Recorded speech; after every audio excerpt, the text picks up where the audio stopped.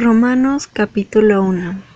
Pablo, siervo de Cristo Jesús, llamado a ser apóstol, apartado para el Evangelio de Dios, que Él había prometido antes por medio de sus profetas en las Sagradas Escrituras, acerca de su Hijo, quien, según la carne, era de la descendencia de David, y quien fue declarado Hijo de Dios con poder según el Espíritu de Santidad por su resurrección de entre los muertos, Jesucristo nuestro Señor. Por Él recibimos la gracia y el apostolado para la obediencia de la fe a favor de su nombre en todas las naciones, entre las cuales están también ustedes, los llamados de Jesucristo, a todos los que están en Roma, amados de Dios, llamados a ser santos. Gracia a ustedes y paz de parte de Dios nuestro Padre y del Señor Jesucristo.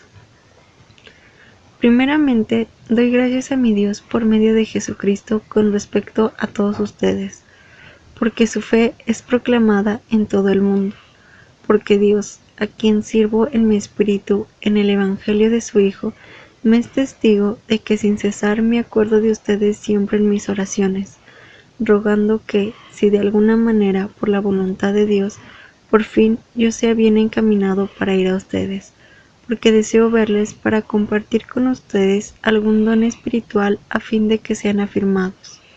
Esto es, para ser animado juntamente con ustedes por la fe que nos es común a ustedes y a mí. Pero no quiero, hermanos, que ignoren que muchas veces me he propuesto ir a ustedes y hasta ahora he sido impedido, para tener algún fruto también entre ustedes, así como entre las demás naciones. Tanto a griegos como a bárbaros, tanto a sabios como a ignorantes, soy deudor. Así que, en cuanto a mí, pronto estoy para anunciarles el Evangelio también a ustedes que están en Roma. Porque no me avergüenzo del Evangelio, pues es poder de Dios para salvación a todo aquel que cree, al judío primero y también al griego, porque en él la justicia de Dios se revela por fe y para fe, como está escrito, pero el justo vivirá por la fe. Pues la ira de Dios se manifiesta desde el cielo contra toda impiedad e injusticia de los hombres, que con injusticia detienen la verdad, porque lo que de Dios se conoce es evidente entre ellos, pues Dios hizo que fuese evidente. Porque lo invisible de Él, su eterno poder y deidad, se deja ver desde la creación del mundo, siendo entendido en las cosas creadas de modo que no tienen excusa, porque habiendo conocido a Dios, no lo glorificaron como a Dios, ni le dieron gracias. Más bien, se hicieron vanos en sus razonamientos, y su insensato corazón fue entenebrecido. Profesando ser sabios, se hicieron fatuos, y cambiaron la gloria del Dios incorruptible por una imagen a la semejanza de hombre corruptible, de aves, de cuadrúpedos y de reptiles. Por tanto, Dios los entregó a la impureza en las pasiones de sus corazones para deshonrar sus cuerpos entre sí. Ellos cambiaron la verdad de Dios por la mentira y veneraron y rindieron culto a la creación antes que al Creador, quien es bendito para siempre. Amén. Por esta causa, Dios los entregó a pasiones vergonzosas, pues sus mujeres cambiaron las relaciones naturales por relaciones contra naturaleza. De la misma manera, también los hombres, dejando las relaciones naturales con la mujer, se encendieron en sus pasiones desordenadas unos con otros, cometiendo actos vergonzosos, hombres con hombres, y recibiendo en sí mismos la retribución que corresponde a su extravío. Como ellos no aprobaron tener en cuenta a Dios, los entregó Dios a una mente reprobada para hacer lo que no es debido. Se han llenado de toda injusticia, maldad, avaricia y perversidad. Están repletos de envidia, homicidios, contienda, engaños, mala intención. Son contenciosos, calumniadores, aborrecedores de Dios, insolentes, soberbios, jactanciosos, inventores de males, desobedientes a sus padres, insensatos, desleales, crueles y sin misericordia. A pesar de que ellos reconocen el justo juicio de Dios, que los que practican tales cosas son dignos de muerte. No solo las hacen, sino que también se complacen en los que las practican. Romanos capítulo 2. Por lo tanto, no tienes excusa, oh hombre, no importa quién seas tú que juzgas, porque en lo que juzgas a otro te condenas a ti mismo, pues tú que juzgas haces lo mismo. Pero sabemos que el juicio de Dios es según verdad contra los que practican tales cosas. Oh hombre que juzgas a los que practican tales cosas y haces lo mismo, ¿supones que escaparás del juicio de Dios o menosprecias las riquezas de su bondad, paciencia y magnanimidad, ignorando que la bondad de Dios te guía al arrepentimiento? Pero por tu dureza y por tu corazón no arrepentido, acumula sobre ti mismo ira para el día de la ira y de la revelación del justo juicio de Dios. Él recompensará a cada uno conforme a sus obras. Vida eterna a los que por su perseverancia en las buenas obras buscan gloria, honra e incorrupción, pero enojo e ira a los que son contenciosos y no obedecen a la verdad, sino que obedecen a la injusticia, tribulación y angustia sobre toda persona que hace lo malo, el judío primero y también el griego. Pero gloria, honra y paz a cada uno que hace el bien, al judío primero y también al griego, pues no hay distinción de personas delante de Dios. Así que todos los que pecaron sin la ley también perecerán, y todos los que pecaron teniendo la ley, por la ley serán juzgados. Porque no son los oidores de la ley los que son justos delante de Dios, sino que los hacedores de la ley serán justificados. Porque cuando los gentiles que no tienen ley practican por naturaleza el contenido de la ley, aunque no tienen ley, son ley para sí mismos. Ellos muestran la obra de la ley escrita en su corazón, mientras que su conciencia concuerda en su testimonio, y sus razonamientos se acusan o se excusan unos a otros. En el día en que, conforme a mi evangelio, Dios juzgue los secretos de los hombres por medio de Cristo Jesús. He aquí, tú tienes nombre de ser judío, te apoyas en la ley y te glorías en Dios. Tú conoces su voluntad y apruebas lo que más vale porque estás instruido en la ley. Tú estás persuadido de que eres guía de los ciegos, luz de los que están en tiniebla, instructor de los que no saben, maestro de niños, teniendo en la ley la completa expresión del conocimiento y de la verdad. Tú, pues, que enseñas a otro, ¿no te enseñas a ti mismo? Tú que predicas contra el robo, ¿robas?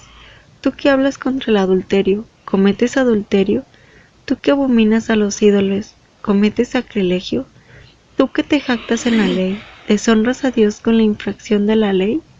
Porque como está escrito, el nombre de Dios es blasfemado por causa de ustedes entre los gentiles.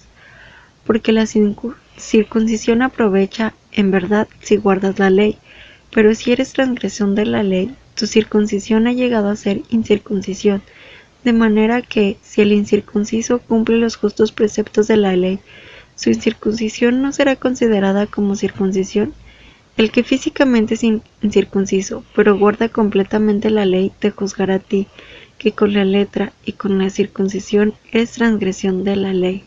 Porque no es judío el que lo es en lo visible, ni es la circuncisión la visible en la carne, sino, más bien, es judío el que lo es en lo íntimo, y la circuncisión es la del corazón, en espíritu y no en letra.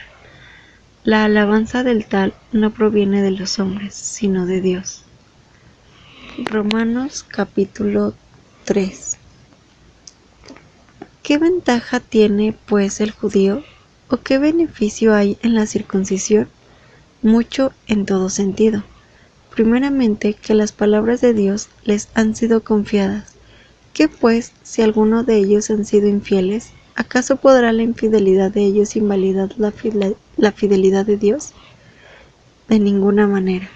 Antes bien, sea Dios veraz, aunque todo hombre sea mentiroso, como está escrito, para que seas justificado en tus palabras y venzas cuando seas juzgado. Pero si nuestra injusticia hace resaltar la justicia de Dios, ¿qué diremos? ¿Acaso es injusto Dios que dé el castigo? Hablo como hombre. De ninguna manera, porque en tal caso, ¿cómo juzgaría Dios al mundo? Pero si la verdad de Dios abundó en mi falsedad para su gloria, ¿por qué todavía soy juzgado yo como pecador? ¿Y por qué no decir, hagamos lo malo para que venga lo bueno? De esto se nos calumnia, y algunos afirman que así decimos. La condenación de los tales es justa. ¿Qué, pues, les llevamos alguna ventaja? Claro que no, porque ya hemos acusado tanto a judíos como a gentiles diciendo que todos están bajo pecado, como está escrito. No hay justo, ni aun uno.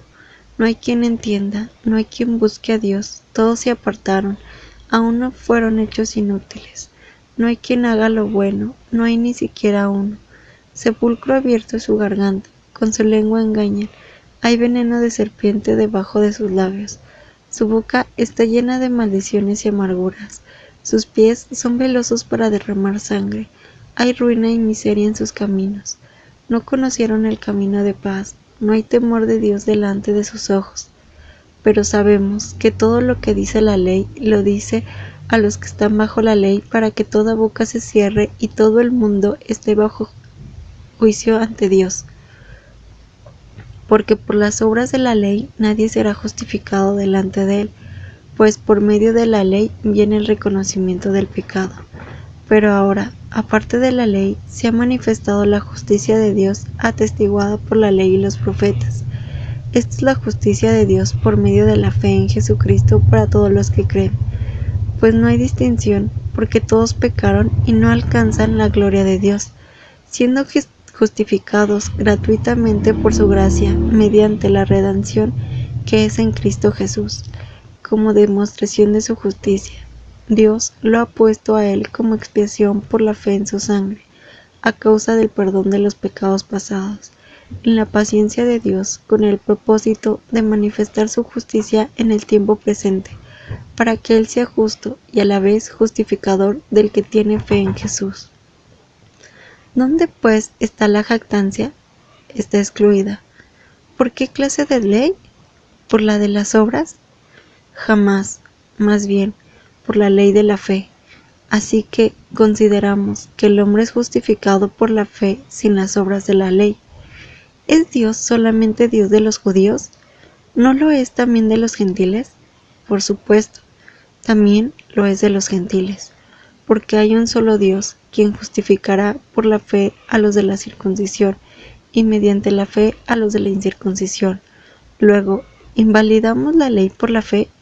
En ninguna manera, más bien, confirmamos la ley.